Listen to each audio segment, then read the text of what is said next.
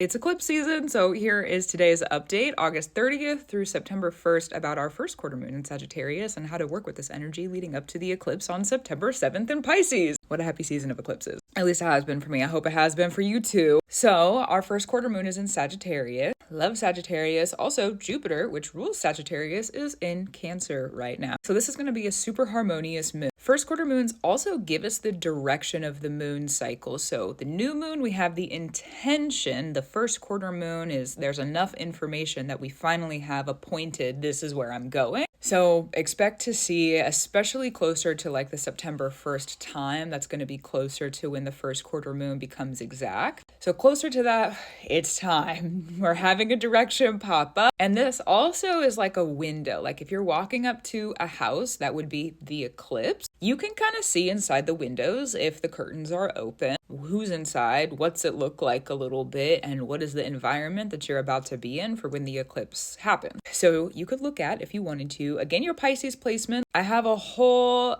over an hour long video about the Pisces eclipse up on my YouTube and my Substack if you want to go check that out for like a whole bunch of other details. But if you want to look at Pisces, the house that Pisces is in, and like your Piscean space, you also could look at for the first quarter moon, Sagittarius. Where is that? Could be where Jupiter is in your chart. What does that look like? That direction in Sagittarius Jupiter area is gonna let you know when the eclipse gets here, more than likely this is what's going to happen. I can see the area of my life coming up. I can see this being transformed. I can see that this is changing. And now I kind of also know what's going to happen come eclipse time. Eclipses are not usually days, at least for me, not usually days where I'm going to sit and do like a bunch of spell work. It's more like the spell work that I've already done is being done to me.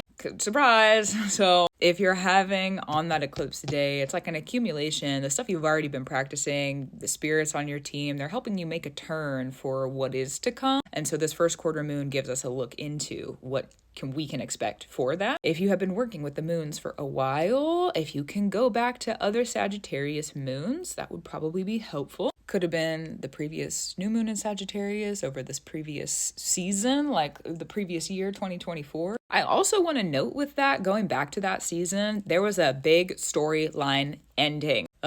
So much ending with that storyline. Crazy. That started Sagittarius season, and then once we got to the previous eclipse season, earlier this year, March of 2024, we started to be like, okay, I'm done. I'm really done with that story. It took a couple months, took several months for us to finally be finished. And then between that previous eclipse season and this current one, we've kind of gained some traction or some footing in the new story. So this first quarter moon is going to be like, now you can see the plot line. Okay, there's the characters are starting to develop. The new story is storying. Yeah. And because we have Uranus and Gemini, it is not going to be in an exact opposition to the moon unless you're looking at early this moon space with Sagittarius on the 3rd. It's like midday on August 30th. But Gemini is still across from Sagittarius, so we're going to count it because Uranus is what's in Gemini right now. And it's kind of a longer transit. It takes about 7 years and the moon moves kind of quick. So we're just going to count it. All right. Talk about unpredictable. What's coming up? Can I have words about it? Goodness. What's coming up on this first quarter moon is going to be like, I wasn't expecting that. I was not expecting that part of the story to be storying right now, but you know what?